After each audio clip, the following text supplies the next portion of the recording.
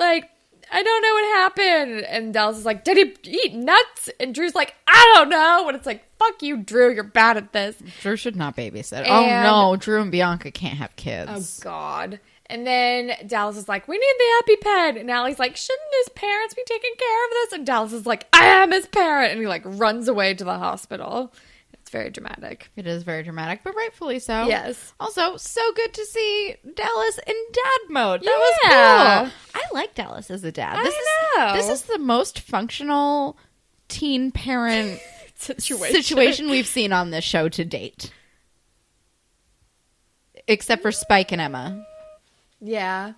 I guess Mia had some low points, but she was generally okay. Yeah, Mia. I honestly forgot that Mia existed. Nina Dobrev is just at Nina in my brain eternally. She's in that dog movie. I don't know. Oh, yeah. And then we are with Fiona, who is alone at her house and is freaking out. And I'm like, girl, you gotta, like, move or get a dog or something. And she thinks she hears something and she calls the police. And that it's like nothing is there. And she's asking the police woman, like, questions of how to, like, get better. And then she's like, it must be easier for you because you are protected. And I'm like, oh, God, no, Fiona, please. Don't go and get a gun. Oh, no. I saw this going in the gun direction, like, as soon as I was like, Fiona's going to buy a gun. And then, like, the very next scene, she's at a goddamn shooting range. But and I'm just like, Jesus Christ, Fiona. But right before she goes to sleep, she does a Skype call with her mom. Oh, yeah. So we get to see Mrs. Coyne for the first time in a long time. And also we find out that Mrs. Coyne has a court date the next day. Right. So maybe money troubles will be over soon.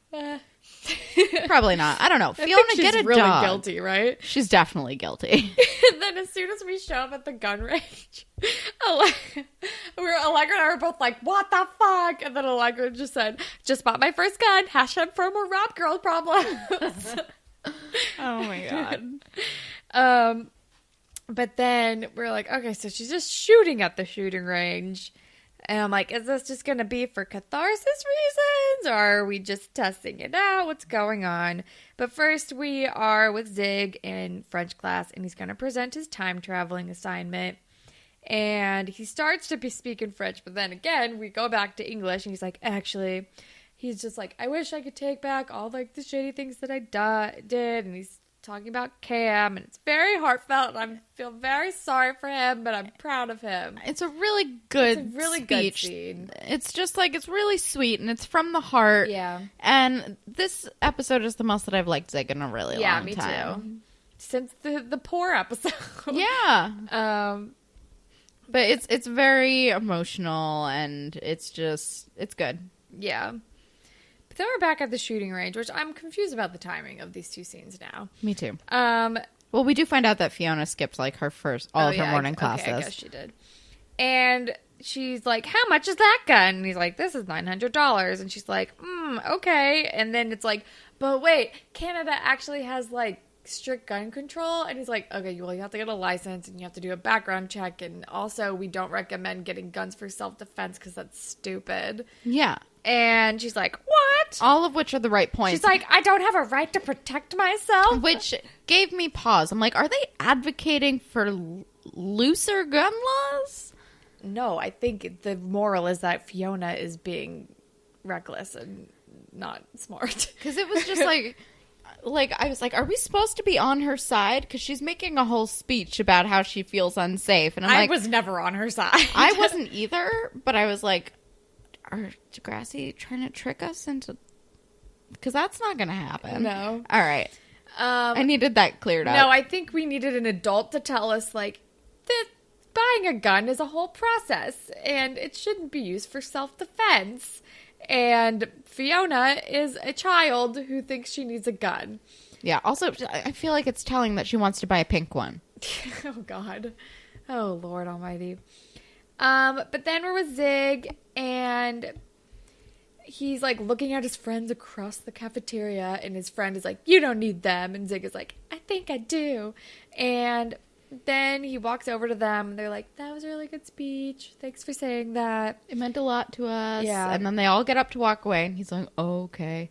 And then they turn around, and Maya's like, you should be extras in the zombie movie with us. Yeah, it's very nice. It is nice. I appreciated that.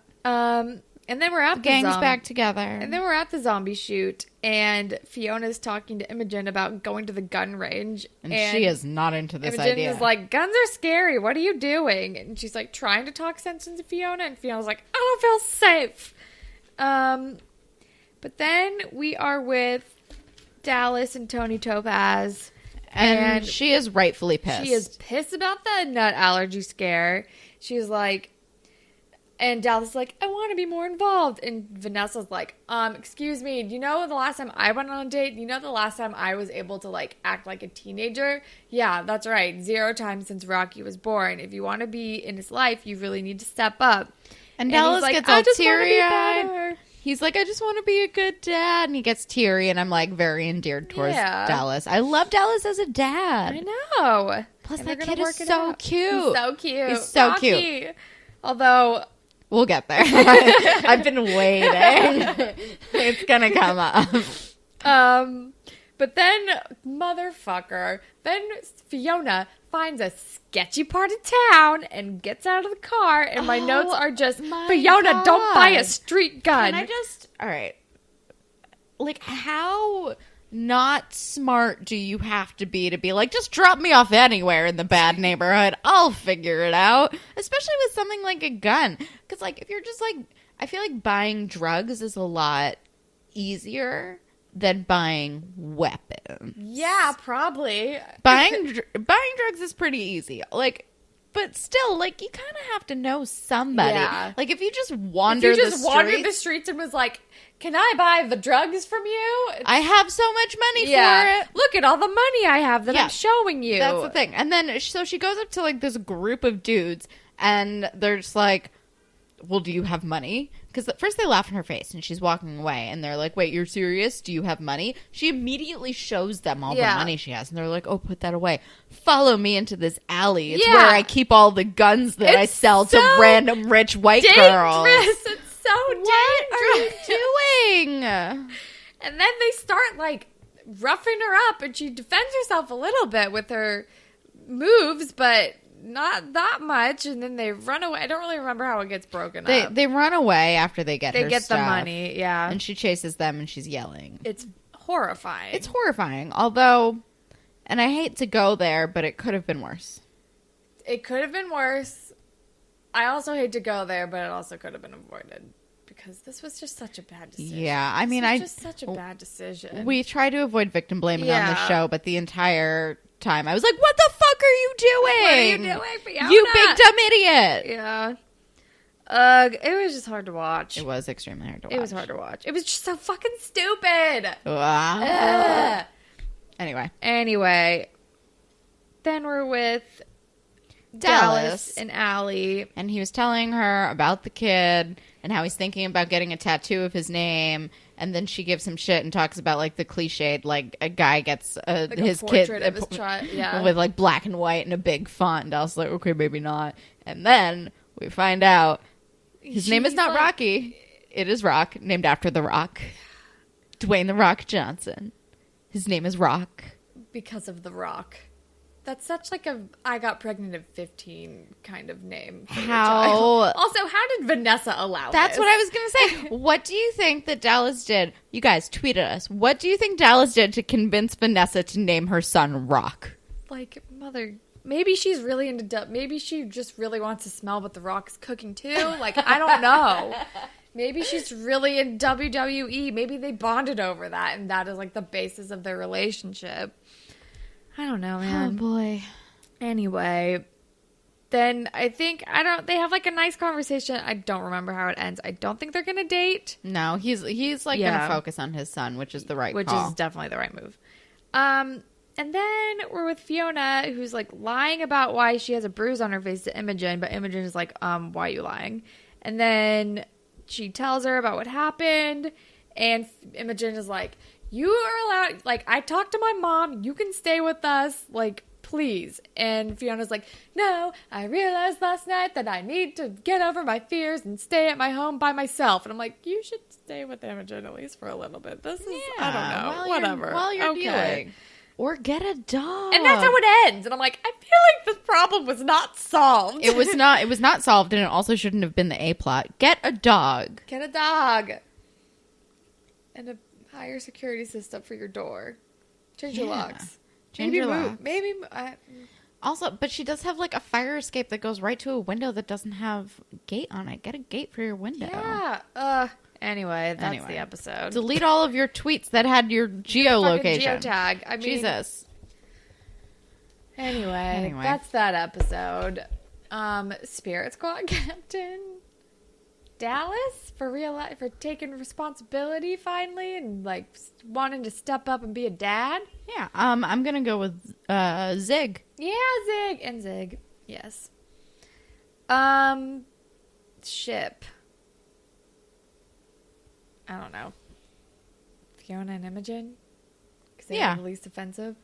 Yeah, sure. All right. Grapevine. All right. Well, first we want to give some shout outs to some people. To the people who emailed us about Bittersweet Symphony, Shelby, Linz, Faith, and Glenn. Thank you very much for those emails. Those meant a lot to us. Oh, and Caitlin. As well. And then we also want to give a shout out to everyone who gave us recommendations while we were in Toronto this past weekend. And then we have an email from Laura. And the subject line is, "Oh, Eli."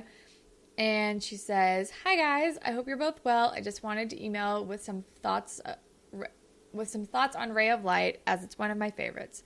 Firstly, a fun fact. I saw that clip of Eli streaking and hugging Mr. Simpson long before I knew who he was. I think I was on like season 8 or something. It popped up on my YouTube recommended, and I thought it was hilarious, and I just had to keep watching this mess of a show, and I'm so glad I did. I think Eli's story in this episode is really well done, and I'm kind of glad they went this route with him and not having him collapse into the way he was in season 10. I think he's really grown since then, like you said, and it's really nice to see that. That moment with Simpson really gets me because that moment he's talking about when he found that kid was from his Degrassi High days, and it's a sequence that still gives me chills when I watch it. It was iconic at the time, and I think it was only right to bring it back here to help Eli. It was a special kind of continuity, like when they brought back Wheels to help Simpson when he had cancer. It's just a really lovely way to show the reality of the show with these stories and characters kind of spanning years and generations, which I really love. I also have absolutely no recollection of Katie judo flipping that manager, but oh my gosh, that image in my head is hilarious. I'm going to have to rewatch this episode again. Maya's response to everything is always really interesting to me. As you say, they're definitely going through characters' stories one at a time, which I really enjoy, but I always found Maya's direction really well done when they do get to her. I also just wanted to say thank you for a really sensitive and thoughtful discussion regarding Bittersweet Symphony. It's such a hard episode to watch because of its subject matter and because it's really hard seeing all of these characters going through very raw and real emotions. I was really interested to see what you guys thought of it, and I was really glad to hear your thoughts. This email's getting really long, so I'm sorry, but I'm really enjoying your season 12 reactions, so thanks for putting up with some of the weirder moments because I think episodes like this make it worth it. Best wishes, Laura. Thank you for that, Laura. Well, we have to be prepared. If we go back to Degrassi High, I guess we'll have to be prepared for another shocking storyline. Oh boy. But I think that's all the grapevine that we have. So if you'd like to be featured on a future Grapevine segment, you can tweet at us at DegrassiPod. We're on Instagram at DegrassiPod. You can email us at whateveritakespodcast@gmail.com. You can listen to us pretty much anywhere, but if you're on Apple Podcasts, if you could rate, review, and subscribe, that would be super cool. And if you leave us a review, we will make up your own Degrassi-inspired fan fiction on the show. And you can follow me on Instagram and Twitter at HollandTacular. And you can follow me on Instagram and Twitter at KelSucks with a Z at the end. Holland, what do you want to recommend? Full disclosure, we can both recommend Toronto because that's my plan. Toronto! I'm going to recommend something that has already been recommended on this podcast many times, but I've finally bought this book and started reading this book, and it's Cody Keplinger's new book, That's Not What Happened. I just bought it today, and I started reading it, and so far, I really like it. So everybody go read it, because it's cool.